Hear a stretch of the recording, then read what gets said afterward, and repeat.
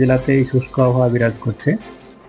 আর আমাদের রাতের তাপমাত্রা বা সর্বনিম্ন তাপমাত্রা পশ্চিমের জেলাগুলোতে মূলত 2 থেকে 3 ডিগ্রি পর্যন্ত কোথাও কোথাও কম রয়েছে, বাকি জায়গাগুলোতে স্বাভাবিকের কাছাকাছি রয়েছে।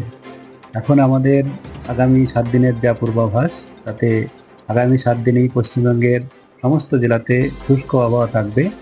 আর এখন আমাদের উত্তর বা উত্তর পশ্চিম দিক থেকে বাতাসের নিম্ন স্তরে বায়ু প্রবাহ চলছে, আর তাতে আমাদের এখন যা স্বাভাবিক আবহাওয়া সেরকমই থাকবে।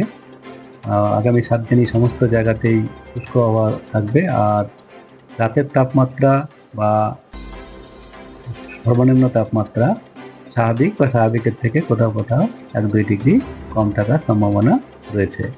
পশ্চিমের জেলাগুলোতে যেমন আমাদের তাপমাত্রার যেটা রেঞ্জ, তাতে 11 থেকে 13 ডিগ্রি সেলসিয়াসের মধ্যে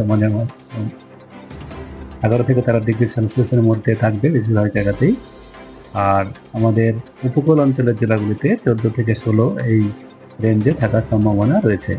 উত্তরবঙ্গেও তাপমাত্রা স্বাভাবিক বা স্বাভাবিকের থেকে কমই রয়েছে 2-1 জায়গায়।